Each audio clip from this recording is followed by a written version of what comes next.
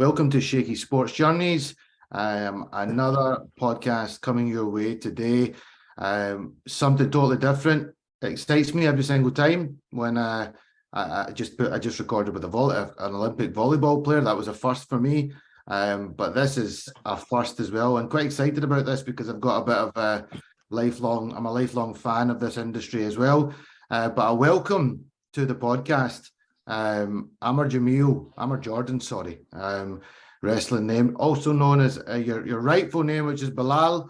But this young man is a wrestler who's been in the WWE, came from the WWE NXT upbringing. We're going to hear all about it today. So how are you doing, brother? Alhamdulillah, I'm all right. Assalamu alaikum. Wa alaikum salam. Yeah, no, I'm really looking forward to this. Yeah, I'm really good. So sat up in Newcastle, a bit cold now, so. I can imagine it's a bit colder in Glasgow, though. You should get, Yeah, I bet. A few hours up. We know you've been here. I know you've been here a few times, so definitely colder here. But look, we'll go on a bit of a life journey today, and we'll chat through all different kind of routes that you've taken. You've got a very interesting story. But talk to me about your background, where you were born, where you grew up, family roots. Talk to me. Yeah, so I was born in Pakistan. I was born in Karachi, Pakistan. So I lived there from the ages of being born till 4. So I obviously don't remember much about that upbringing ever so slightly. But basically, we moved to the UK in 1994 when I was 4 years old because my biological father actually passed away from leukemia. So sorry to my mum, she had my 2 older sisters and myself, and she was married when she was 15, arranged marriage, never got a chance to get an education and stuff. So she was kind of a bit we were in trouble, to be honest with you. We were actually close to being in poverty, and you don't want to be in that situation in a place like Karachi. Do you know what I mean? So basically, yeah, like, she ended up getting married to my dad. She got lucky, to be fair, and we all moved over to the UK because my dad was working as a doctor at the time for the NHS in the UK. So yeah, and then obviously I had my upbringing. We moved to Dewsbury, West Yorkshire. So that was again for me. It was a culture shock because it was in the mid-90s. So I was, I didn't even know any English when I moved to the UK. I knew like yes and no, and I was brought up speaking Urdu, right? So I'm there trying to play with the kids, trying to connect with these kids. And mid-90s it's one of those times where there was a lot of racism going about, and there was a lot of troubles that I had to face growing up. But it was a big culture shock moving to the UK. But yeah, like that led me to settling in the UK for basically the rest of my life. I mean, I know of some people who have moved when they're like 10, 11, 12, 13, which I imagine is even tougher because then you've already kind of, like you say, you've really set in your language, you've been through a school system, It's very hard. You kind of probably in some ways, and I know it was very sad circumstances, but, Allah Shukr, you and your family were able to move forward, and your mum found happiness, and you've all been able to come over and continue on with your life. But you were obviously still quite young, so I mean, you've picked up the accent, no problem. I mean, you wouldn't think that you're born in Pakistan. But then, how did you find your school years? What kind of interest did you have, and what was it like around Dewsbury? Yeah, so I mean, it was, we were, like I said, we were lucky because we went through so much whilst being young, but then we got into like a good settled environment where, we could go to school. We used to go to mosque in the evenings, and it was very, my stepdad, who basically, I don't call him my stepdad, he's my dad. But he taught us, he was very strict, and we had a strict regimen and stuff. Like we used to wake up, go to school, come back, eat, go to mosque, do your homework and all that stuff. So, that growing up in a system like that taught me a lot about discipline, right? But in the outside world, obviously, I was, I'd play out with the kids. I learned about football. I was like, what's this new thing? And I started getting a lot of interest in football. And then like my dad would watch like India-Pakistan games. I think he was watching, looking back at it now, because I'm a cricket nerd, he was watching the Independence Cup, India-Pakistan in 97. And that's when I first started watching cricket. So I got into a lot of sports as well.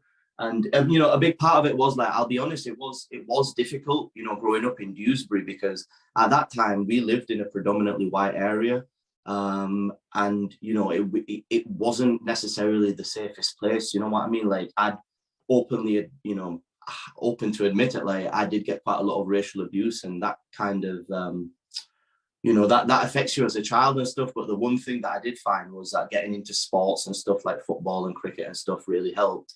But yeah, it's just one of those things. It was like, looking back at it now, it's a bit of a weird one, because like there was like little moments. Like I remember like we'd go to Pakistan every summertime. You know, that was fun, because at that time, like I was closer to like being in Pakistan and like playing with my cousins and stuff.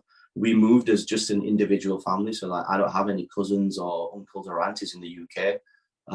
So you know, it was kind of just like my mum, my dad, and my two older sisters, and then like my little brother was born when we were here too. So then there was 4 of us, and now, mashallah, like it's all growing. Like they've all got kids as well, and they're all married. But yeah, no, like just being in the education system and going to school, like I was more interested in like sporty stuff and like being active, and like I do like cartwheels in the back garden and stuff. Do you know what I mean?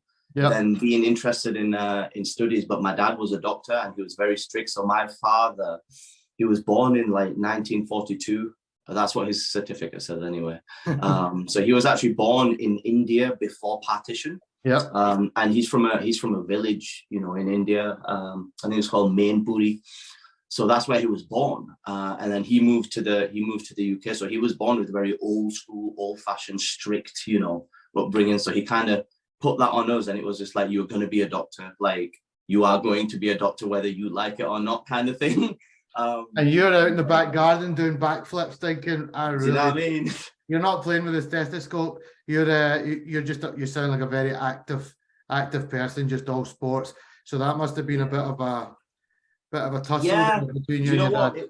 It was quite strict. And like I'd always have to feel like I had to like sneak away. Like, you know, I love my dad. He's done a lot for us, but he's very old school. And if you're like, you know, if you're an immigrant father and you've got a kid that's mainly been brought up in the UK, like, especially when you're from our generation, like, there's always something there. Do you know what I mean? Like, I found there's a bit of a clash there, and it's because of the differing channels of thought, I guess. You know, I knew he always wanted the best for me. But I just, it's like you said, I wanted to go in a different direction.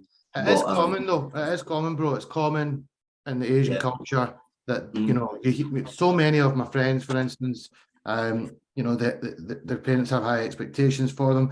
I think it's more because they understand that it's going to be tough as it is, being from a minority, to go on in life. If you don't have a strong education behind you, you may have difficulties being successful. So it does come from a good place. But then I think parents I think the new generation needs to be more open-minded to the fact that you need to give your children the opportunity to follow what they want to follow, because so many people who are unhappy in their life, and they're not, you can tell they're doing something that they've maybe been forced into doing, and that just creates unhappiness. Bro, I feel like talk about some of that stuff.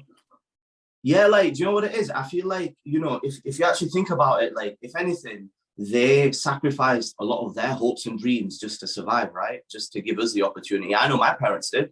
Like, they sacrificed a lot in terms of what they wanted to do. I'm sure my mom wanted to do something, and I'm sure my dad had other, you know, aspirations, but like they had to sacrifice them because they had no choice to survive. So now that they've brought us here, it's that weird thing of like, you've actually given us the opportunity to be able to, you know, go out and do wrestling or play cricket or be a stand-up comedian or anything that's like different from the norm.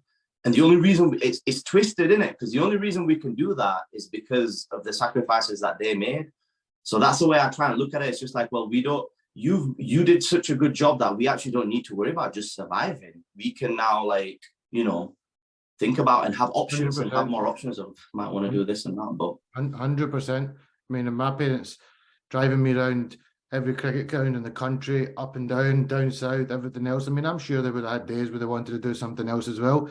Yeah. Absolutely. And I don't know, I know you're married. Any kids yet? You know, you're no, not yet. So you'll know, you'll appreciate your parents even more I bet Yeah. when you're in that, because you'll realize how much they depend on you, and you'll think back to your life. Well, you know what? How lucky you were that you had two parents that were, gave you that path. So yeah, that's a bit more about your childhood. You're in Dewsbury, active kid, coming to the end of your school years. I know you're a big cricket fan. I know you played a bit of cricket. But what happened after school? What was it kind of, what was the route from there? Well, like I said, like I was a big cricket fan, and like I've always, it's always been weird because I got into cricket like late 90s, so I started supporting England because of the 98 World Cup. In 1999, we actually moved back to Karachi for 2 years, so I actually went to primary school there because my mum wanted to, I think she wanted us to go back and like learn about the culture and get our Urdu good and like get to know our cousins and stuff. But literally, bro, all we did was wake up at 6 o'clock in the morning. School would start at a ridiculously early time. We'd finish at like 1. The school van would drop us off, and it was literally cricket all day, every day until Maghrib time. Tape ball. Yeah, tape ball, bro. Tape ball. Yeah. Non-stop. And for those 2 years, literally all I did was like go to school and play cricket and watch cricket. And that's when like I got the bug, because I was in the environment. You know what I mean? You know what it's like. Oh yeah, in Pakistan, it's like the way you see the football getting kicked around here. It's probably even more in Pakistan. Oh, unbelievable! And like I was just like, this is it. Like this is what I just at that time, like you didn't have as much access as you had now. So like I used to watch. We didn't even have cable back then, so I used to watch on PTV all the cricket and stuff. So I was just like, anything that I could get hold of, I'd watch it. Even when they show like old cricket, like the highlights from back in the day and stuff. I'm just like, I need to get more of this. I was like an addict, and like as I've grown up, I realized I've got a bit of an addictive personality as it is. But that's where it might have started with the cricket. I just got addicted to it. So going into my teens and finishing school and stuff, like I always had it in the back of my mind, like I want to play cricket. So I started as I was in year 10, year 11. Because I was good at school cricket, like when you're playing in PE and stuff. So like a lot of the coaches were like, "Oh, you're quite good." I used to bowl leg spin, okay, and I could like hang around with the bat and like I never hit big, but like I'd hang around, get a few singles, get the other guy on strike. You need players like that, bro. Yeah, exactly. I thought of myself. You maybe didn't suit that batting style for tape ball in the streets of Pakistan, though, because you get abused if you try and block. They want to see Chucky. They don't want to see anything. Do you know what it is? I used to feel good. That's what it was, and it was that thing. Like in Pakistan, no one likes especially in tape ball. No one's diving around for a catch. Do you know what I mean? Yeah. If it's going over his head, he's letting it go, but he ain't jumping up for that. But like I was the idiot that would like throw myself about and stuff. So like. I always had value. You were a handy guy to have in the team then. I was utility. These days they call it utility, innit? That's what I was. But I loved it. I just loved it. And like, I started playing like school cricket, like I said, and then I joined a local club. I started playing like under 19s and stuff and all that. So that was pretty cool. And then like I started getting more into football as well. I used to play like Sunday League again as a goalkeeper, because it's like I'd throw myself about, same thing. Good shot stopper. I mean, we're going to come to how much you like to throw yourself around. Yeah, we will. Clearly you were destined for a route in life. But what about like work-wise and stuff? You're obviously now. Let's talk about. You're basically, you've had your upbringing, you have experience going over to Pakistan again, which would have been great for you. You love your cricket, you love your sport. Strict father who's going, probably by kind of late teens is now expecting that your route is going to take a certain route. So what happens at that point?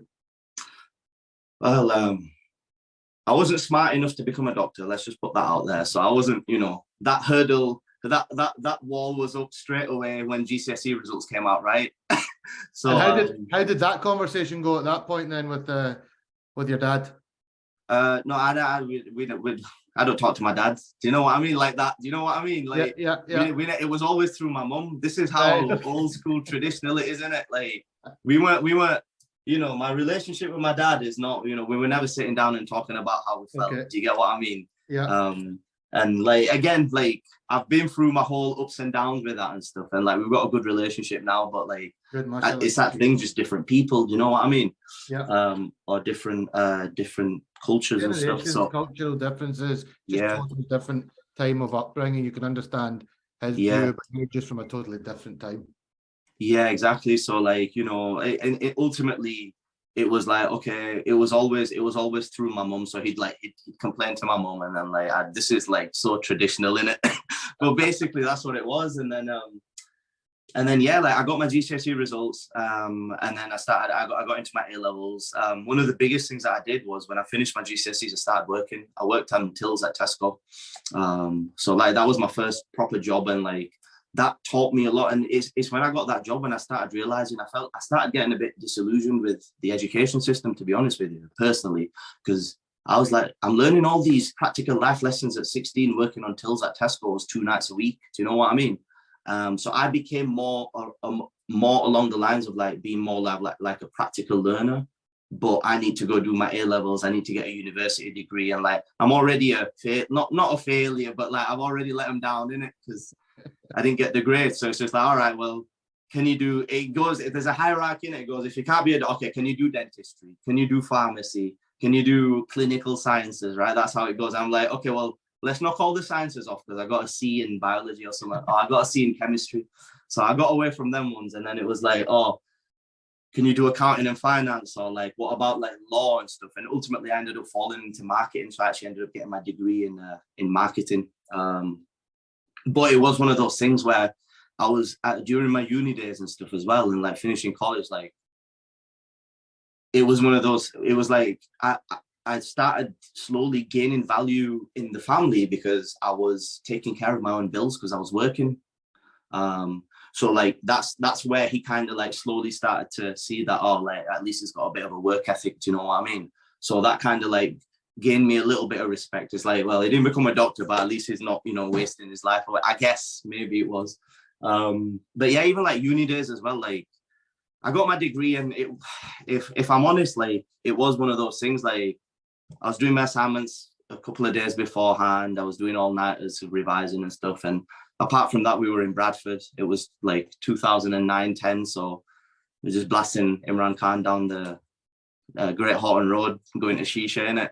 Playing football and stuff. Like that's what it was, to be honest. Yeah, but yeah. It was the best time. It was the best time. I had a good group of mates. We used to have a laugh, and like it was free and easy. We were having a laugh and stuff. So like my uni days were actually like well worth it because they were laughing in the summer times and stuff. I used to like bang out night shifts at Tesco and get extra like time and a halves and all that stuff. And then like it was cool because I got to go traveling a lot because that's one of the things that was very that's another passion of mine is traveling. I just love it. I love going out and like seeing things. So that was cool because I was like, oh, I'm actually saving my own money now, so I can spend it. And like I went to Canada, I went to Morocco, I went to Sharm el Sheikh with the lads. Do you know what I mean? Like just silly little things like that, like going to Barcelona and stuff. You enjoyed your childhood, you enjoyed your teen years, you enjoyed your Jawani, as you say, your youth. Yeah. Rightfully so. You should. What did you mention to me when we chatted that you ended up in London soon after all of this? How did that come about?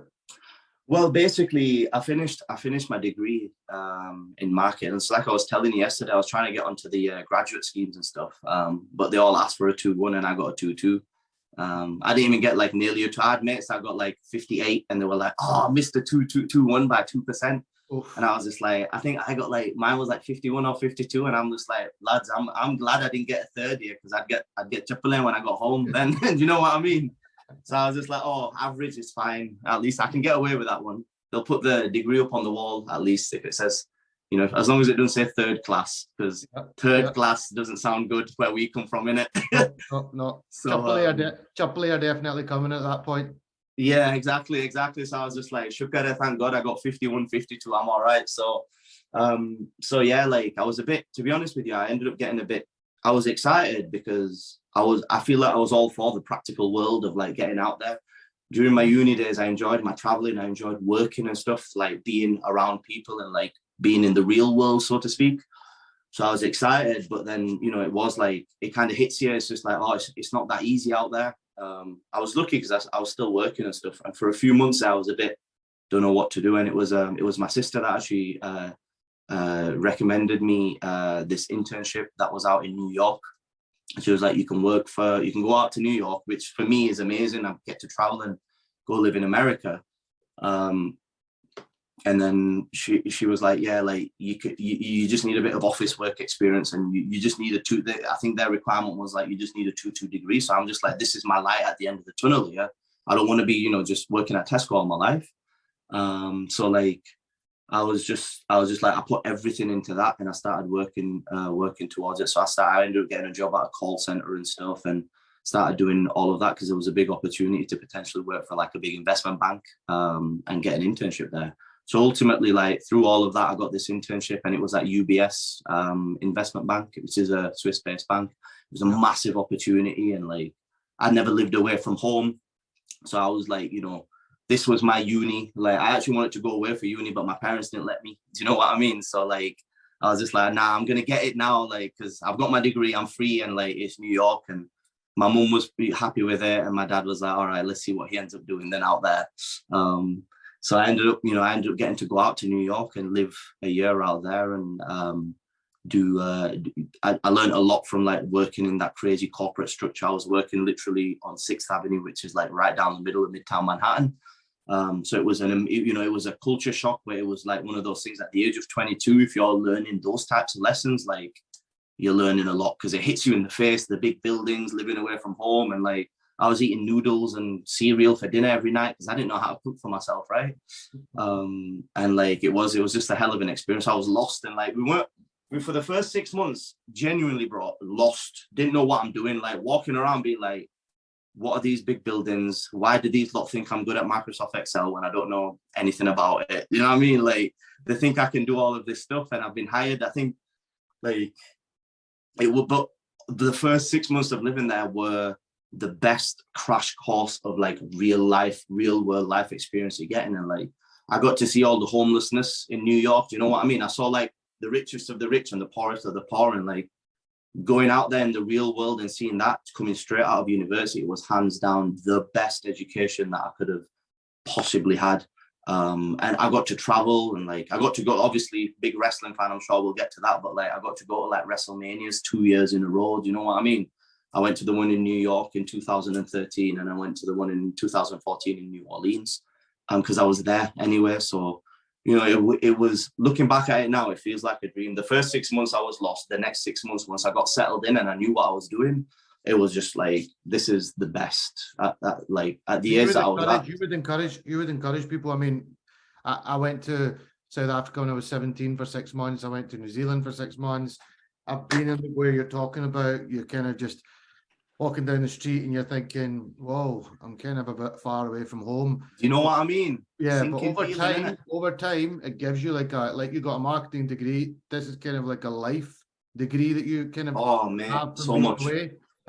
So I mean, I'm sure you learned new skills that you would never have learned if you'd stayed at home. Oh, 1,000,000%. And like, I'm from Dewsbury. Dewsbury is a kind of place, like, it's very closed off. Do you know what I mean? Like, people don't get out much at all. Like, not much. It's a big deal if you go away for uni, let alone if you actually move abroad. And it's just one of those things where like, I was from Dewsbury, but like all I really knew was like that area and like the little bit of traveling that I did before. Like, I didn't really know what it was like to live somewhere else. Like, I lived in Karachi, and I guess that was a good experience that helped me with, moving to another city, but that was at a very young age. Like any like travel, one of the best educations you can give yourself is like traveling, even if it is within your own country.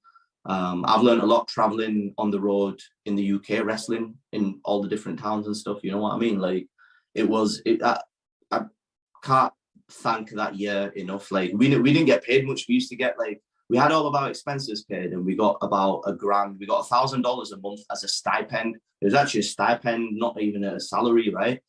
And like, you're just scrimping and saving like what you can and stuff. And like, I didn't want to use like anyone else's help and stuff because of like the working since being a teenager and stuff. I was always like, I want to take care of my own stuff.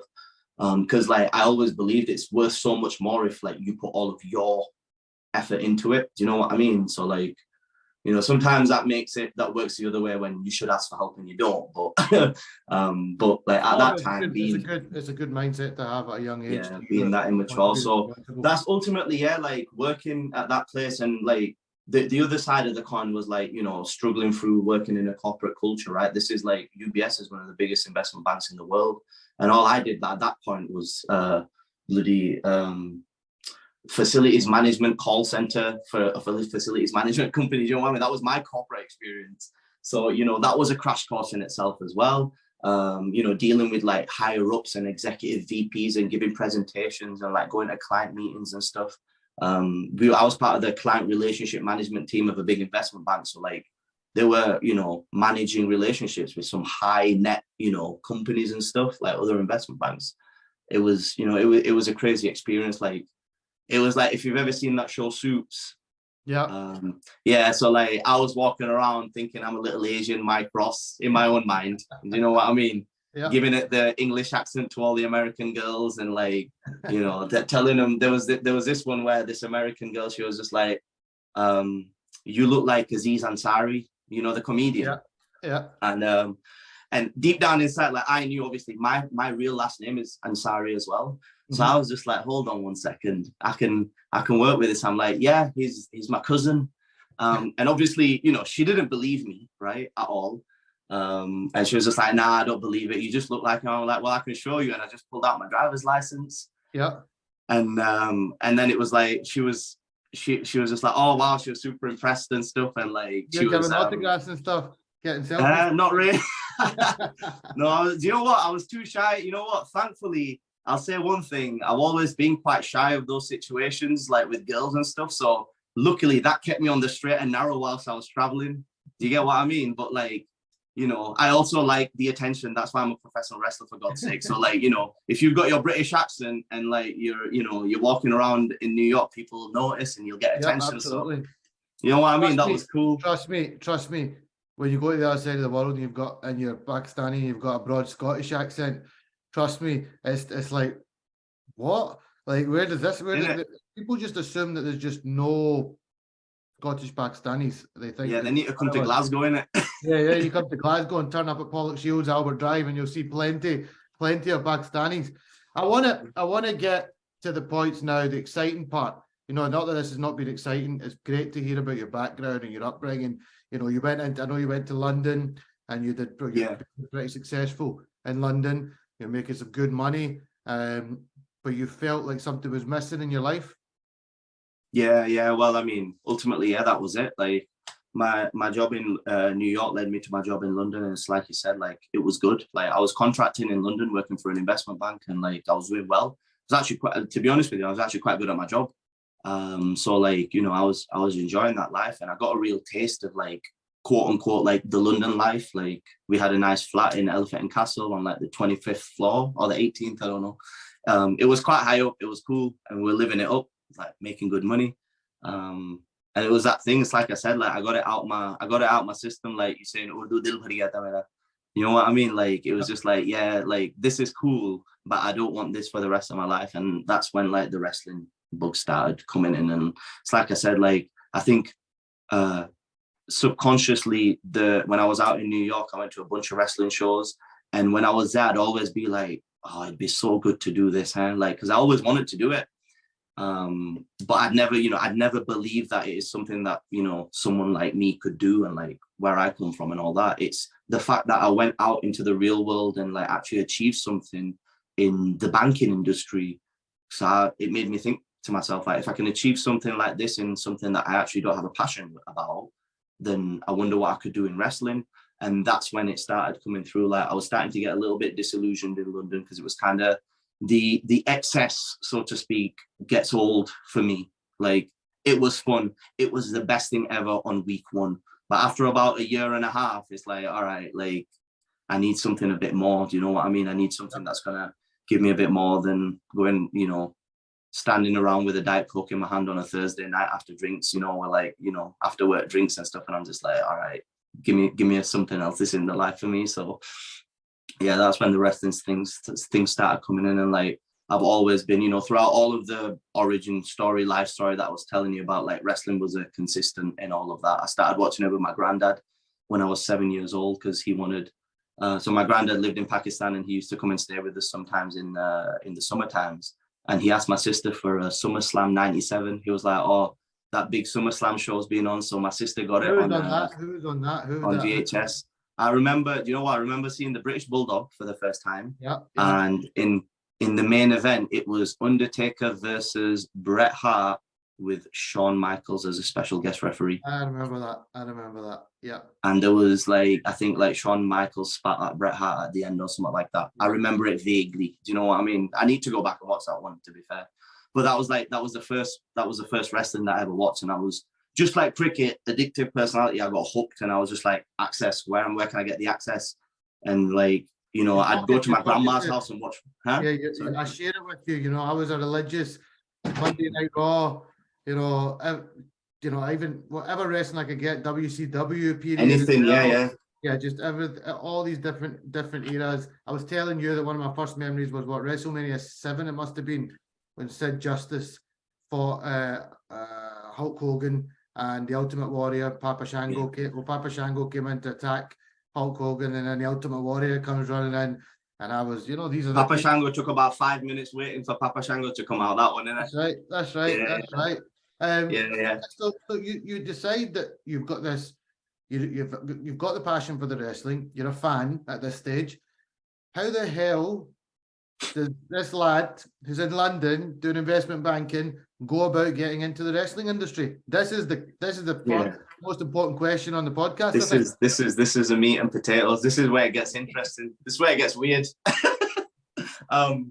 So yeah, no, like the seed grew in it. The seed grew slowly, and to the point of like, right, you're gonna leave banking. You've already decided that, so you need an exit plan. So I was just like, right, you're 24 years old again, mum on the side, waiting for the, mum, let's get married and buy a house and stuff. So, I wasn't telling her anything about this. But yeah, I just had to be like, all right, well, I want to leave this life, but I want an exit plan. So I started saving my money and stuff. Luckily, I was getting paid quite well. So I was like, well, first things first, start putting money away. And then I started looking for wrestling schools. I had a bit of money, so I was like, I can invest in this and like actually do it the right way. I used to smoke 10 B&H Gold a day when I was in banking and stuff, so I had to throw them away. So that was like, I was starting to, because of this weird wrestling dream, because at that time it was a weird pipe dream, naturally I just started developing better habits. So I threw my cigs away. Like I had a real fear of touching my eye. So that's why I never got contact lenses, but I had to like overcome that fear of like, touching my eye and stuff, like Specsavers, just to get contact lenses in. Because I was like, well, I'm going to need contact lenses to wrestle. I can't do it with my glasses because I'm quite blind as well. So it's just like all of these weird things that I'm like, wow, like I'm actually overcoming a lot of these things and I'm actually like living quite healthily. So I was just like, let's just keep it rolling, keep it going. Started going to the gym. Like I wasn't a big gym goer or anything. I only started going to the gym because I wanted to wrestle. So like, it's that thing, one thing led to another. And I was like, I found a wrestling school. And it was, so this guy that used to wrestle for WCW back in the day, Lance Storm, he has a very good school. Well, he used to have his closed now out in Calgary. I actually had two options to either go to the Dudley Boys School because they had a school in the US or go to Lance Storm in Canada. It was just easier for me to get a visa to go to Canada because of the Commonwealth. So I ended up going out to Calgary to do that. But there was 6 months before that. So I actually started, this is the weird bit. So like, I obviously didn't tell anyone at work, but I was on the side, like going to this training school in Brixton down in South London. It was run by Progress Wrestling, which is like one of the biggest independent wrestling promotions in the world actually now. So I was going to their school after work. So like no more Thursday night work drinks for me because I'm sneaking off. So every single week I was like, oh no, I've got so-and-so planned. Oh, I've got a date, even though like what date? Do you know what I mean? I'd like just be making up new excuses every single time. Just to go to this training school and stuff. So I was almost like kind of in hiding, and I didn't tell anyone either because I didn't know that the wrestling thing was actually gonna I knew I was obsessed with it, but I didn't know that if I was actually going to make something of it, because the last thing you want to do is tell people that, I'm doing this thing, and then you don't end up doing it, and everyone's like, then you got egg on your face, right? Yeah. And I just learned that through experience from previously in my life. So I started hustling, to be honest with you. I started getting to shows. I started I became addicted with the process of like becoming a professional wrestler, because after my first session, the first bump that I took, it was like a car crash, and I came home and I was so sore. I've never been so sore in my life, all the way through my upper back and stuff. And I was just like, this is really difficult. And I was like, this is exactly what I want to do at the age that I'm at now, because I know that the potential reward from it could be one day I might get to have a match. That was my big achievement, was that, I might get to have a match one day, and then I'll go back to bank and I'll go live my life, do all that other stuff. I'll get it out of my system. Do you know what I mean? Then I'll go get married and all that other stuff. But then, I ended up developing more of a deeper passion for the art of professional wrestling just by doing it. But also, I developed a big passion for British independent wrestling too, because I saw how it was all coming up on the scene. So that gave me a good foundation when I went out in Canada and trained with Lance Storm, and that was again another crazy experience. He's out in Calgary, which is, I think you were saying it before, you go to some of these places and you're like, I'm a far, far away from home. Do you know what I mean? And Calgary's in the western side of Canada, it's far. I did one of the big things that I actually remember, one of the big moments was standing, I didn't tell my mum. I told my mum and my parents that I had a contracting opportunity out there. So I was going out to work for the bank in it. So I didn't tell anyone. The only person I told was my oldest sister. So she knew about it, and that was it. And she kept it under wraps. So thanks a lot. Good on her. She's grasped on me too many times. So fair enough. Actually, no, that might be my other sister who's grasped on me more. That's just so I don't get heat in the group chat after this.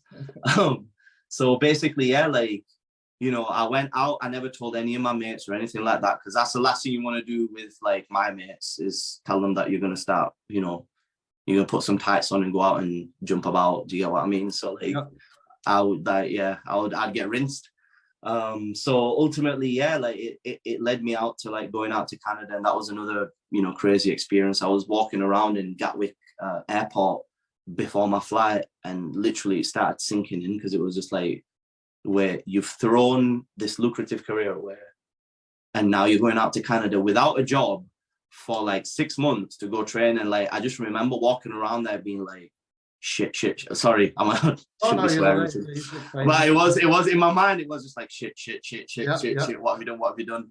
And that was at one point I'll never forget it, because I was just you could go home now, but you've come way too far. You stood in the airport. Your flight leaves in an hour. I was by myself as well, so off I went. And then the experience in Canada was great as well, because Calgary's got a lot of wrestling history in it, right? The famous Heart Dungeon and all of that stuff. And there's a big wrestling scene there. The best there was, the best there ever will be. There you go. Big fan, yeah. Oh yeah. Love Bret the best. Yeah, exactly. It was Calgary. That's where they're all from, kind of. Yeah. From around those. Everyone's even The Rock's been through Calgary. Do you know what I mean? When he was training. So it's one of those things. I was just wow. What was it more like? What? There must have been a lot of people that went to this, that were interested in the similar dream that you had. What was it like when you got there and you met all the other people? There was 16 of us in our group. So basically he ran classes every single day, Monday to Friday, and he had groups of 15, 16. And the coolest thing was Lance would actually get and wrestle with you. Do you know what I mean? He's still he can still go. He could still have a great match now. And he's 50 odd. I think he's mid 50s, for God's sake. But yeah, it was cool, because now, before, when I was in London, I was in the corporate world and kind of in the wrestling world, and I was making friends, but I'd always have to go back to work, innit? Mm-hmm. Whereas now, I'm immersed in it, and I'm with all these lads of varying athletic abilities and of varying, abilities, thinking that they can all become wrestlers by coming to train with Lance Storm and stuff. I became immersed into it. Do you know what I mean? And I've through that experience, when you're around with people that share the same passion, it doesn't matter where you're from, right? I made, there was a few mates, because we lived in a house together. So there was 5 of us in a house that were living together, that were part of the training group. And like, you know, one of the lads, he's called RC. He works on the Independence now, but like we're like best mates. And he's just some, you know, I'm an Asian Pakistani lad from Dewsbury. He's just some white lad from Pittsburgh. But we connected because of our ridiculous knowledge of professional wrestling. Do you know what I mean? Mhm. So that was an experience, because I always like traveling, and I always like meeting people from different cultures and different backgrounds. So like that was good. I even got to like wrestle on the indies in Canada. So I actually got to be a professional wrestler, but like in a crazy place like Canada. And that was like where I had my first few matches. So it's quite a unique like upbringing into wrestling. But like something as crazy as like we some of the shows that we did, like we drive from Calgary to Kelowna, which is in British Columbia, and it was an 8-hour drive through the Rocky Mountains, through a time zone, bro. It was through the hours went back as we were driving, and I'm like, what the hell's going on? Yep. Do you know what I mean? Like, but it was just like, it was the most beautiful drive I've ever done. And then we got to go there, do the show and stuff, and we got paid nothing. We literally got paid minus something because he didn't cover our petrol and stuff, because that's just the wrestling life. But I was just like, I'm a wrestler now. Do you know what I mean? Like, you're properly feeling it. And like, I'd I'd immersed myself in all the documentaries. And do you remember Tough Enough back in the day? Yep. Where I'd watched all the episodes of that. I was just like getting hold of any content I could find that would prepare me for this crazy wrestling journey that I've wanted to do since I was like, an internet wrestling fan, reading the dirt sheets when I was 17, watching like Ring of Honor matches on YouTube. Do you get what I mean? Like, I'm just like, wait, this can't be right. What am I doing? It's like surreal. It feels weird. Do you know what I mean? So like, yeah, those 6 months were crazy. Like I wrestled across Western Canada one way, and then like I drove another way and wrestled in Saskatchewan, where like Brock Lesnar lives there. Do you know what I mean? It's that remote. And I wrestled in like some weird little town there, and I was just like, I'm actually, and the coolest thing about all of it was like, people were like, you're good. You're like, you're actually really good. You're quite entertaining. You're quite like interactive with the crowd and stuff. And I'm like, shit, like this ain't a one match, one and done deal. And Meanwhile, while this is all going on, Auntie thinks you're out in Canada doing some oh, contract. well, that's where I was getting to, because I was just like, part of me was excited, but then the other part of me was just like, shit, I'm actually going to do this. What am I going to tell them me? Do you know what I mean? Yeah. And like, it was the first match that I had, I put it up on Facebook, because then I was just like, all right, you know what? I've actually worked towards something pretty cool.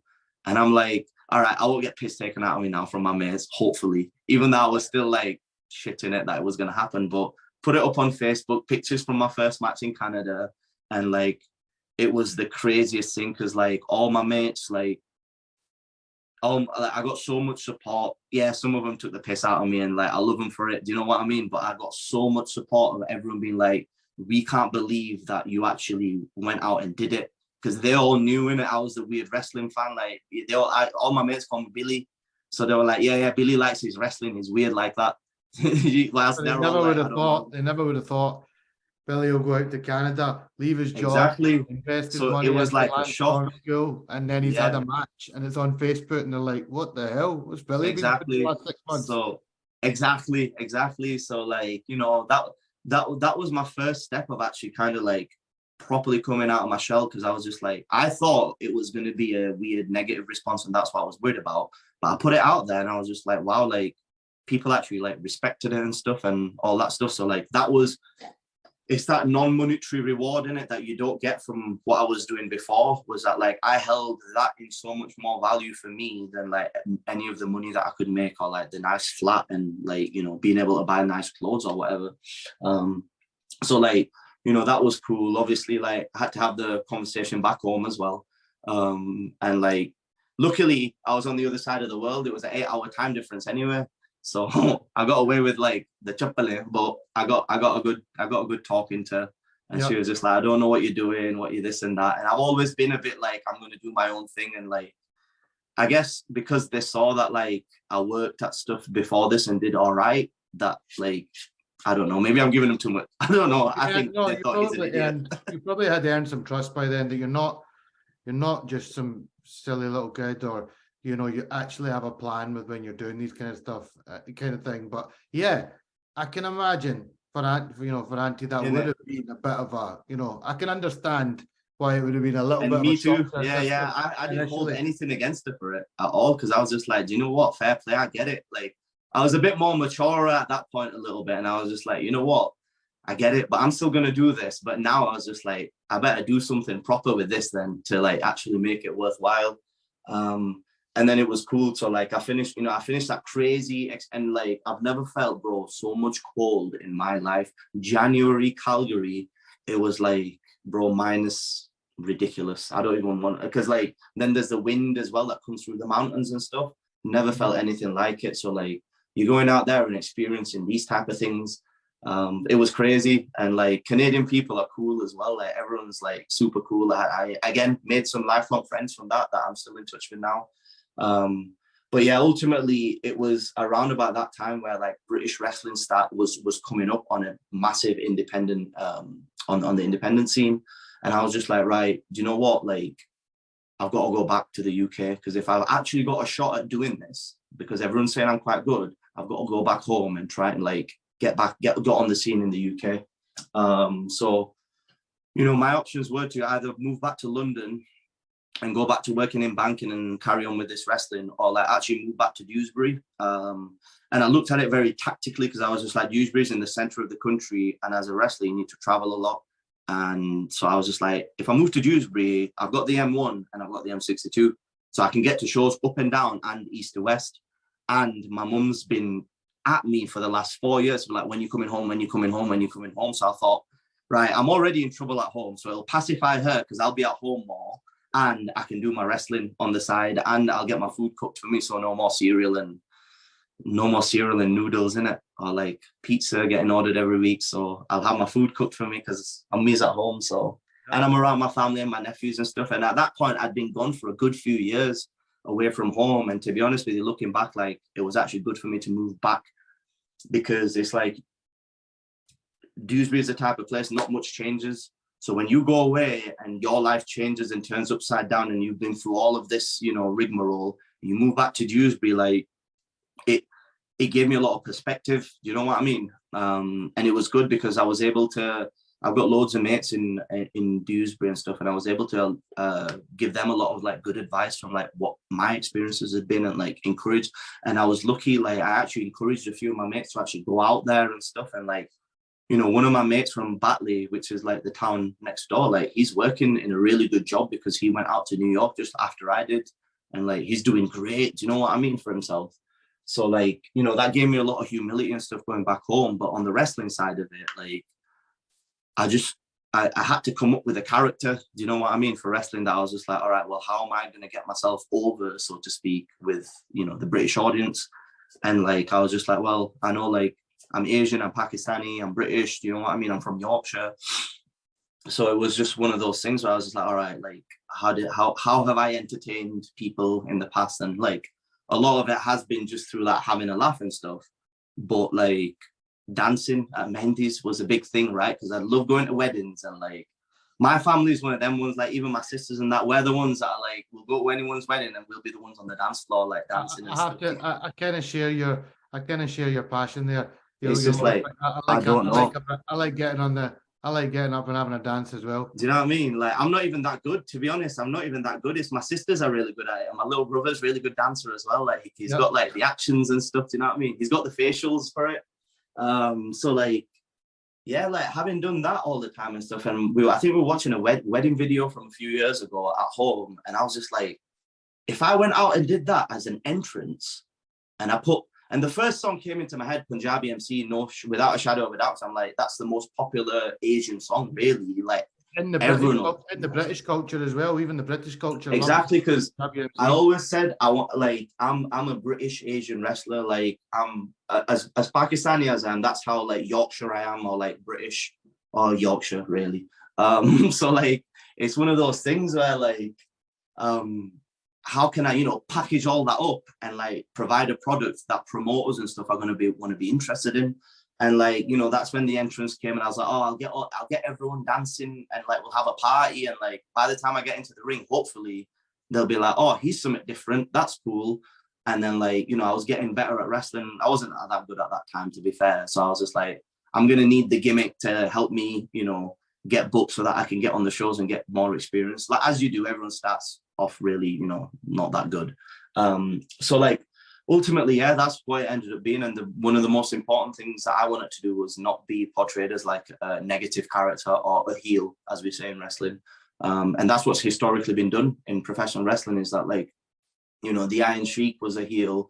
We had like Muhammad Hassan, which was a very controversial character, right? Like there's been a lot of negative stereotypes portrayed. So I was just like, you know what, like, why don't I portray some positive stereotypes, you can say, or whatever, like, you know, why don't I come out and just do what I've done at all the Mehndis all my life, but just as a wrestling entrance. And, you know, ultimately, like, that's what got me quite popular.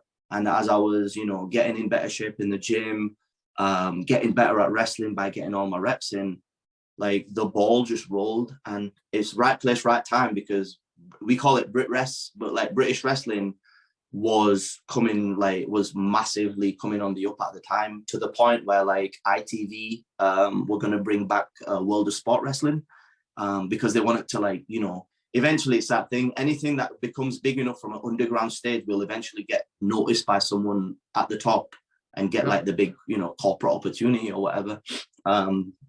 ITV were coming up, so I actually got offered that, because again at that time, like, I'm skipping past a lot of it, but like those 2 years, like 17 and 18, bro, like one day I'm in Auburn, Scotland, the next day I'm in Sheffield, then we're in Bognor Regis, then we're in Minehead.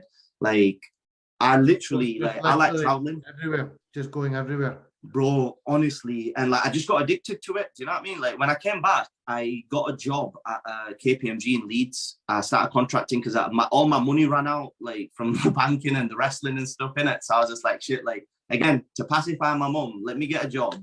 Also because I'm skint. So I ended up getting a contracting job at KPMG. And it lasted about 4 months because the wrestling got busy again. So now I'm sat in the living room with my mum, telling her that I'm about to quit again. And she's just like, oh, what are you doing? Like, she was just like, you've thrown away 2 massive opportunities, right? At an investment bank and at one of the big 4 accountancy firms. You're throwing all of that away. You're 26 years old now and you want to go wrestle. And I'm just like, I don't know how I'm getting away with this. Like, how am I getting out of this? And it was just I was going to do it anyway. And I think at that point, because of, like, they didn't want me to go away for uni. They didn't want me to go to New York. Ultimately, you know, they wanted to keep me close. And I think a big part of it is what, obviously, like, you know, the history when we were so young. Like, I think my mum is very protective of all of us. Like, I'm the only one that went out around all of these places. Like, both my sisters and my little brother still live in Dewsbury around my mum and stuff. So I was a bit of the odd one out. Do you get what I mean? So, like, but she knew that, like, you've got to let him do it, because I think ultimately, and, you know, it gets a bit sad there, but, like, I think that's what she wanted to do, is get to do all that stuff. But because of, like, the culture that we were brought up in and stuff, like, ultimately she got the chance to do it, and she goes all over the place now, and she's, alhamdulillah, she's got a very good life. But, like, you know, she wanted to do that when she was in her 20s. Do you get what I mean? And, like, she didn't get a chance to do that, and now she does. So I think from there, deep down inside, I think she'd bollocked me because that's what she needs to do as mum. But deep down inside, she was just like, go on then. I think so. I want to say that. No, I think you're right. I think from just hearing about the whole journey, I think you're right. They're always probably wanted you just to be safe and have that kind of, but really, yeah, you're more of a risk taker, and you're more you're definitely the rebel of the family, but not in a bad way. Like, you just have done some, you know, to go and do what you've done already, and we've talked about is different. It's different, and it's brave. so much fun, man. So much fun. I can imagine, having traveled as well, how many great times you would have had. But you're now in a situation where you say you've chose to walk out in the KPMG job, which is, like you say, very, very big 4 as they're called. What opportunity came up that you decided to make this quite risky decision? Yeah, so the opportunity actually came luckily about 6 months later. So, like, I quit the KPMG job, and I was literally just wrestling for whatever money I was getting. And independent wrestling doesn't pay much, but I got my reps in. So I got, like, I wasn't getting paid for a little time there. For about 6 months, like I had no opportunities in wrestling or anything like that. So like, you know, you could say might have been a bit of a dumb decision, or it might have been an emotional decision because like, oh, I'm getting all of these wrestling opportunities. But at the end of the day, we've all got bills to pay too. So like I was on the scene up and down the country living my life, but like honestly, bro, like no money. And like, you know, it's like, as you say in Urdu again, it's like, "Kis shakal se paise mangta main?" You know what I mean? Like, what was I going to do? Go home and ask my mum or my dad for money because I've thrown it all away. You know what I mean? So I was like, just about, you know, keeping it going. I was lucky I was living at home with my parents at the time. But yeah, like it's like I was saying, because I was actually creating a bit of equity in my name and in my brand at the time, that was like one thing that was actually on the up. WWE decided to actually enter the UK and wanted to expand into the UK. So in 2018, whilst a few months before that, I was actually having talks in terms of trying to get a tryout at WWE. So I was training to get my tryout, getting in shape, getting out on all the shows, you know, keeping myself injury free and all that stuff. And then I think it kind of escalated a little bit. And they were like, no, we're going to have a WWE, we're going to have a UK Championship tournament. And we need 16 guys. And like, we want you to be one of them. And I was just like, it was about 3 o'clock in the morning. I was driving home from Minehead, Butlins, right, on the East Coast. And I was driving back to Dewsbury and I got that email and I was just like, this is a joke. We're WWE, like on the email. Do you know what I mean? I'm just like, what the hell? I was trying to get a tryout and like, even in tryouts, they only take like 1 out of every 40 guys. Do you know what I mean? Like I had like a minute chance. And then this comes up and I was just like, thank God. Like it was, you know, it was just one of those relief things as well as like an unbelievable thing. Like the relief part of it was I might actually get a bit of an opportunity to like make a bit of money. Do you know what I'm like? Because I'm just barely getting by. And then the shock part of it was, wait, hold on, I've actually made it WWE. I've been wrestling for 2 years. What's going on? Like, no, this can't be happening. And it was a whirlwind, to be honest. Like you think like at that point as well, like I was just enjoying being an independent wrestler because I was just living the dream. I don't like mid-20s, like just chilling, living the life, working hard, getting to the gym and stuff. And this opportunity comes up and it all of a sudden, like it got real and it was just like, whoa, like you've actually done something there. And like, I think that email was the thing that was just like, yeah, you've had fun, but you've got to have a bit of self-awareness in terms of what you've actually achieved here and stuff. And like, you know, wait till I show that email to my mum. Do you know what I mean? And I think that was the biggest part of it, was just like, look, WWE, like, come on. And like, obviously it was, you know, it was a great feeling, getting that opportunity just to do that the one time. I ended up spending 4 years there, for God's sake, but like, even having that one match or just that one opportunity to like be backstage and be around, like, you know, all the top guys. Who have you managed to rub shoulders with or be around? Oh, well, like it's the best experience from like my 4 years at WWE were like they sent us to WrestleMania in 2019. So I was part of WrestleMania Access, which is like the smaller shows that they do. But it was in New York, of all places. Ironically, it was in New York as well, like where I spent my year and stuff. And like, it's weird, comes around circles, right? The MetLife Stadium is where I went to watch WrestleMania in 2013 as a fan, working in, you know, having just moved to America. In 2019, 6 years later, I'm at MetLife Stadium eating catering in the back, and like the Undertaker's stood in the corner chatting to Michael Hayes. Do you know what I mean? Like, That's it's mad, just like, isn't it? it's just surreal moments of like. And you didn't, and okay, you were a fan, but you hadn't even made that plunge at that point in New York earlier, as we spoke about in the pod, where you just go down the wrestling route. 6 years later, you're part of the actual WrestleMania event, and you know, bro, honestly, like on a side note, I injured my shoulder at the Access match that I had, and ultimately later on I ended up having to go get surgery and all of that stuff, right? And that was difficult. But honestly, I injured my shoulder the day before the show, the show that we did, which was the day before Mania. I woke up the next morning and like, honestly, I couldn't care less that I sacked off my shoulder. I was like, I'm going to worry about that when I get home. I'll worry about that stress because like, this is too big. Yeah. And like, you know, rubbing shoulders, like you're walking around backstage at WrestleMania and like, you know, Batista's just walked by, Hogan's just chatting on the side here. Like, you're literally like, I'm stood and I'm just having to like pan across like this and be like, what's going on? And like, it is, you know, Were it's you just shy, or did you approach and take the no, opportunity? no. So see, this is you can't be shy in wrestling, right? Yeah, that's From right. top to bottom, you can't. And there's a big wrestling etiquette where like wrestlers have to shake each other's hands. Like it's a big, you know, it's a big thing in wrestling, and it's a sign of respect, and it's a sign of you know, wrestling's that thing where we work for each other, because as you well know, like it's staged, right? So like, surprise, surprise. So like, you know, we work together to provide an entertaining show for the audience, just like you would in a movie or a stage show, right? So like, you know, the whole etiquette of like shaking each other's hands comes from that of like, right, we're gonna do business tonight. I'm gonna sell for you, you're gonna sell for me. You know, I'm the bad guy, so I'll get the heat. I'm the good guy, so I'll get the kids and the, you know, everyone cheering for me, and like, you know, we'll keep each other safe as well. So, you know, that's a big thing there. So like, I'm stood at WrestleMania now, or like one of the big ones was like, we were at the Access show, and WrestleMania Access, like they have the show on the side, and then they have all the autographs of like Undertaker, John Cena, bloody all the top guys. But the catering area is the same for everyone. So I just finished off my match, my shoulder. I went to see the doctor for my shoulder. I walked into the back. I thought I'll get some food, and like I'm seeing like Roman Reigns, Luke Gallows, the Usos,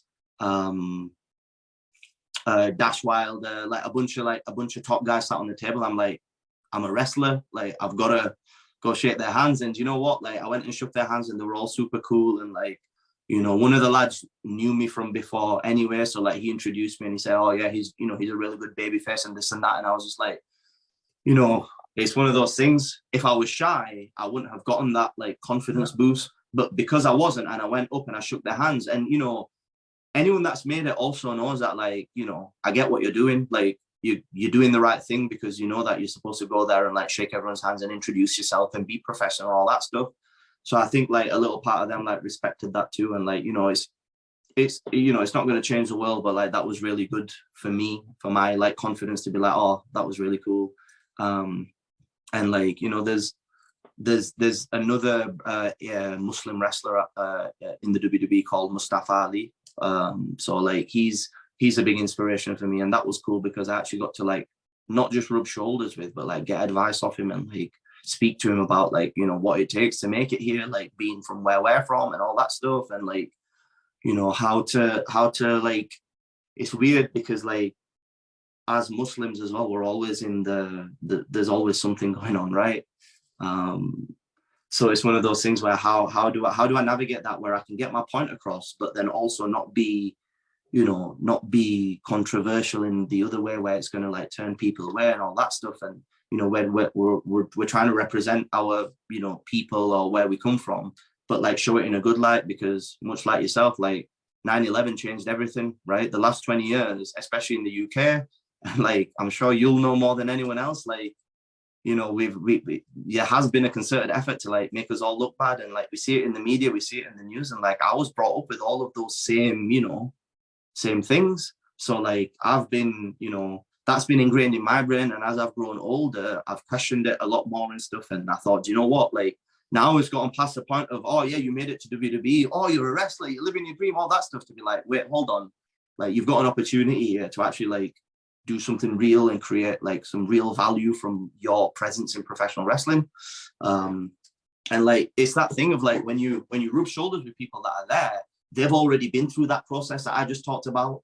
So like, you know, I'm seeing Roman Reigns and I'm like, yeah, he's representing the Samoan people. I'm seeing, you know, I'm seeing even like our lads, like we had on NXT UK, on our UK show, which was a lot smaller of a show than the big one. Like we've got lads representing Scotland and like Wales, and we had an Irish lad, and like we had a black lad, I was Asian and stuff. And you know, it was one of those things where like it's you don't realize how much of an effect, of a positive effect, or how much of an inspiration you can have on someone else, like just by doing what you're doing. And all I'm doing is just living the dream and having a laugh, but everyone else is like, you know, it's cool that like you get to do that. And I was always very shy, and I always tried to like play the, oh, I just want to be humble and like not, you know, tell my story or not say this and that.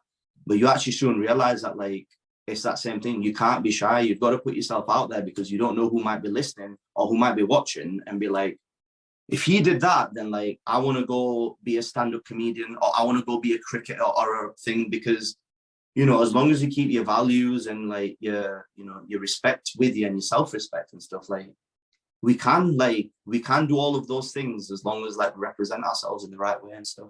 I'm going on now, innit? No, I'm.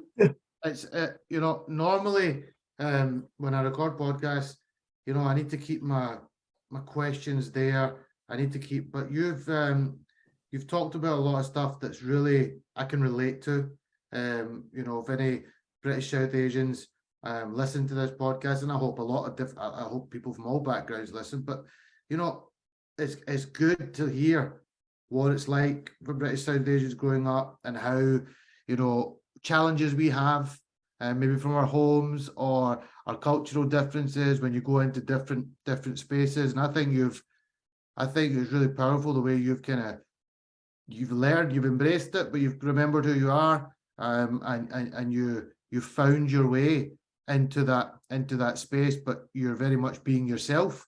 And I think if you're going to be yourself, I mean, I've seen it in wrestling. Some people, their characters fail.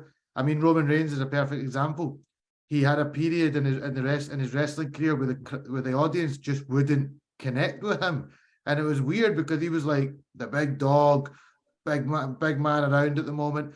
But since this whole tribal chief and the tribe has started, it's like his storyline is connected so well. He looks so much more relaxed in his character. Sometimes you see it. I mean, I never ever liked when the Undertaker didn't become the Undertaker and got on the motorbike and did all of that. It was all right for a time, but the Undertaker was the Undertaker. You know, that was what connected you with him.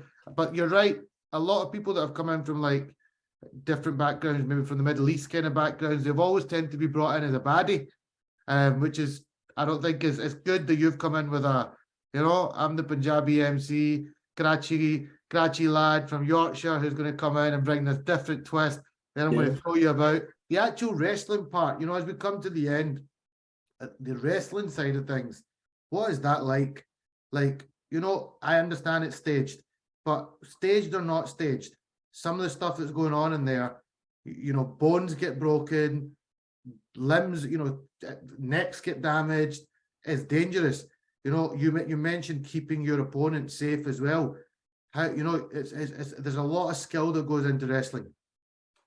Yeah, like, yeah, the actual in-ring part of it's a whole nother story in itself, right? Like, it's just one of those things. Like wrestling, people think like wrestling rings or a mattress, like there's a thin layer of padding and there's plywood underneath, and then underneath that it's just steel, right?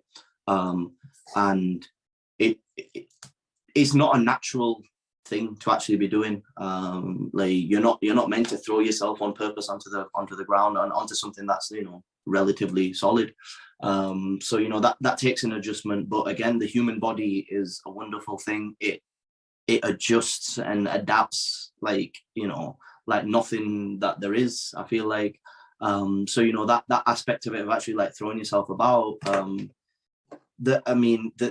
the thing that I fell in love with was like the athletical element of it and like all the technical wrestling side of it. Like I used to love watching like Chris Benoit and Kurt Angle and like Eddie Guerrero and Rey Mysterio and all these guys. And like as I grow older, like guys like Daniel Bryan, Samoa Joe and all these guys. So like, you know, that aspect of it I found came very naturally to me, because it's like I said, I like throwing myself about, and like it is that thing of like it's staged, but it does hurt. Like I've got a big scar down this shoulder because I kept dislocating my shoulder for so long, and I ended up having to get it repaired and stuff. But like ACLs, dislocated shoulders, lower back issues, like that's just on the surface. Like we're talking like CTE and concussions are a big thing as well if you don't do wrestling safely and if you're not trained the right way and stuff. You know, like spinal issues, and you don't want to be messing around back there with your spine and stuff. So like it is one of those things where now, because we've got the technology and the education, like I have a very like strict training regime in terms of like it's very specifically based on what it is that I need for wrestling, and that helps me survive the physical, you know, physical activities that are involved with wrestling, and I still messed up my shoulder. But it's about like, you know, you have to be flexible, you have to be adaptable, there has to be a certain level of athletic ability. But it's, you know, it's crazy in the sense that we have to treat ourselves and train as sportsmen and women, but we are in a performative capacity. So like we are a stage show, so like you have to have athletic ability, you have to be well built, there's an aesthetic element of it as well, right? You have to look good, you know, and then there's a performative element of it, of like, you know, they always say like it's all here, like this is where you make your money. And like the eyes, it gets deep, but it's like the eyes are the window to the soul and all that stuff. So like it all comes out in the eyes, and that's how you connect with people, because ultimately all of that stuff aside, the business that I'm in is about connecting with people. And trust me when I tell you, like, people come to wrestling shows being like, yeah, it's fake, yeah, it's this, and yeah, it's that. But if it's done right, it can get people to a point where they actually forget about the fact that when you're into it and you're enjoying it, you forget that it's not real, because you appreciate the performance. And like, that's what we are. We are performance artists, but we have to, like, you know, I've got to go train legs now, because if I don't, like, do you know what I mean? The will will end. What's your move? What's your trademark? I do a swanton bomb, Jeff Hardy. Right, okay. Yeah, swanton bomb from the top. And we like, I like throwing super kicks. I like doing like the suicide dives, and I like diving on people. That's my style. Like, it's, you know, my style of wrestling is like high energy, because that's just what I am as a person. And like, my entrances are one of the things that got me really popular, because I'd actually go around the crowd and, like, you know, we'd wrestle in bars and stuff, and I'm just like, all right, let me get to this. I bet I could go up and dance on, like, on top of the bar and stuff. Do you know what I mean? Like, that'll be cool. Or I bet I can get that guy. That guy looks like he wants to dance. Come on, camera, come over here and, like, let's dance. Like, do you know what I mean? Just get people. The job is just to get people in a good mood, because people are there of, like, you know, dealing with all their problems, and, you know, we've got a million of them out there. So there's nothing wrong with coming in and, like, having a few drinks or doing what, you know, doing whatever you want to do and having a laugh with your mates, just to come watch some, like, professional wrestling. And, like, yeah, someone will probably dive on someone. There might be a hardcore match where you might see blood. There might be a cool technical match. There might be a match where one of the wrestlers comes and lands on your lap. Do you know what I mean? It's interactive. It's bloody 4D, 3D, whatever you want to call it. So it's one of those things where, like, you know, it's a really cool, I think it's a really cool form of entertainment. And, you know, there's enough people that think that like, bloody 100,000 people turn up at wrestling stadiums, at, like, massive stadiums for Wrestlemania and stuff. So WWE Universe and all the you know, there's so many other federations as well now that are doing wrestling. I see in the UK as well, as you say, British wrestling is booming as well. Where are you at now? What's the situation? Yeah, so basically, the show that I was on, NXT UK, so we were on BT Sport. We actually had a deal with BT Sport, and we were on there every week, and that was really cool. That has just come to an end in August. So I actually got released. A bunch of us, there was about 25 to 30 of us, we all got released from our contracts. But it was one of those things where, not to go too deep into it, but like earlier this year and stuff, I feel like we kind of did see the signs coming that they were kind of thinking about wrapping it up. And I think there was a few factors to that. And like, I like to think, I don't think COVID helped. That affected a lot of things. And, you know, a lot of places had to, like, re-steer where they were going to go in which direction. So, you know, it was nothing personal. It was the best 4 years of my life. But right now, I'm an independent wrestler. I'm back to being on the road again. Earlier this year, we weren't actually wrestling as much as I would have liked at the WWE. And like, it's like you said, I mean, addictive personality, I want to do it every day. I want to do it every weekend. And like, I want to be up and down the country. So, you know, that was, even though like I managed to, you know, get a livable wage, like they were paying as well, they looked after us and all that stuff. I've, you know, done that. I've achieved that before in my life. And I know I can always go back to like my banking career. The thing that held value for me was the wrestling aspect of it. So, you know, ultimately, I think it's a good thing that it ended up happening, because now I can actually, it's like that thing, you don't miss what's gone until, what's that saying? You know what I mean? You don't miss it until it's gone, right? Or you don't appreciate it. Like, because I've not had wrestling consistently over the last couple of years, and that includes the shoulder surgery too, like, I finally got it. So like, I want it every week. So I'm back at like up and down. I'm wrestling in Newcastle this weekend. I was down in Maidstone I was in Sheffield and Maidstone the last weekend. So I'm just like going to all these little towns and like, you know, I did Burnley. That was at the Turf Moor Stadium. It was in their little fan zone. So that was on like a little tennis-side pitch. But then the next week I was in in a nightclub wrestling there, like with a bunch of like, it was more of an adult show. Then I was in a warehouse in Sheffield, and that was like more of a hardcore type show.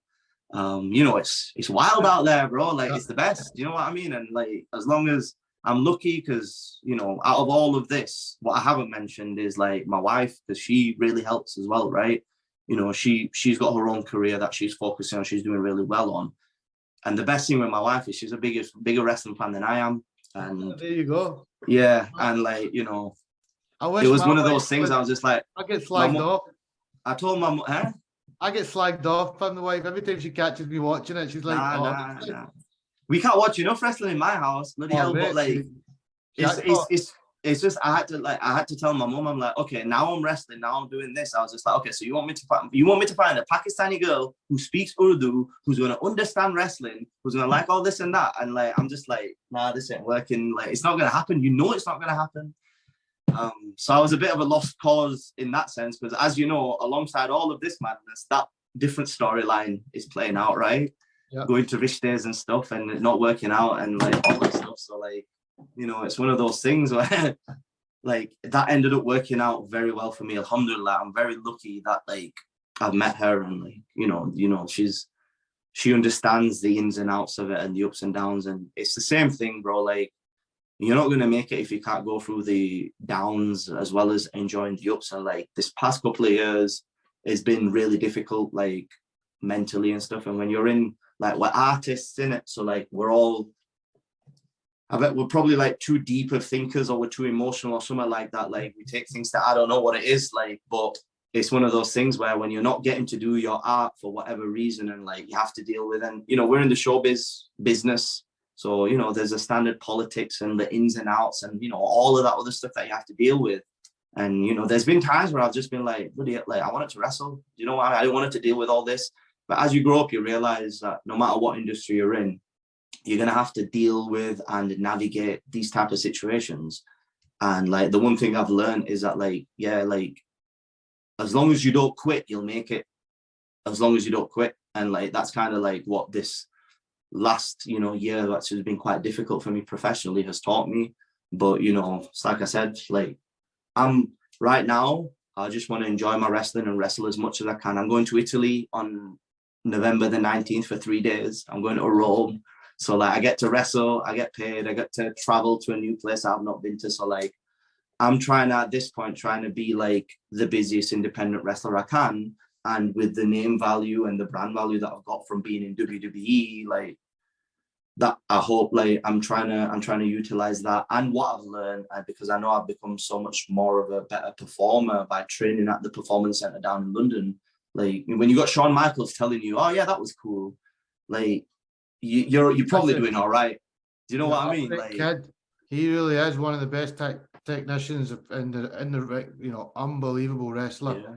He's I was more of a Bret Hart fan. I was gutted, but Shawn Michaels was. Like Shawn Michaels and Triple H were the guys that ran NXT UK. So like, you know, Triple H was my boss basically, and that's pretty cool. And like, you know, guys like we had like William Regal, and we had Matt Bloom, who was known as A-Train. So he's a big coach there, and you've got Shawn Michaels, and you know, we're having these matches, and then like we're getting on Zoom calls, and Shawn Michaels telling me like, "Yep, do this, don't do this," and like, and then at the end of it being like, "Yeah, that was pretty good. I mean, that was really good." I'm like, "Whoa, okay, fair enough." Like, I must be doing something right. I might make something. If we get lucky, and Triple H and Shawn Michaels see this, then we'd love to see this man back in the squared circle for a big WrestleMania event. You need some Desi Bollywood brought into that audience, and this is a man, as you know, to deliver it. But look, it's good promo, that good wrestling promo. Listen, we might use this as our clip.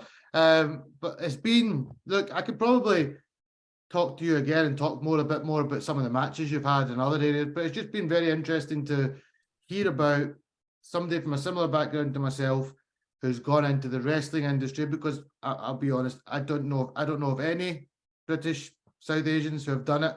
So I think you're very brave, I think you've obviously achieved so much already. You know, inshallah, there's going to be great opportunities that are still going to come for you. But you're also a role model for some other young girls or boys out there who, you know, grow up in a certain culture that maybe it's frowned upon, that, oh no, you can't go because do wrestling. But you know, you can do what your heart desires. And I'm sure there's plenty of young Asian kids out there in the UK who love their wrestling. So as Bilal has proven, it can be done. And you know, I'm sure it'd be cool to see some more kids from our background come through and go into this field. But you know, it's good to be connected with you now. You need to keep me posted when you're going to be up in Glasgow for a wrestling event. Soon, man. It'll happen soon enough. I will be there 100%. I'll even try and bring my wife along to try and Come. I'll sort your tickets. Let's go. Try and sell wrestling to her. But look, it's been a pleasure, bro. Pleasure talking to you. Great to be connected with you, and I wish you all the best.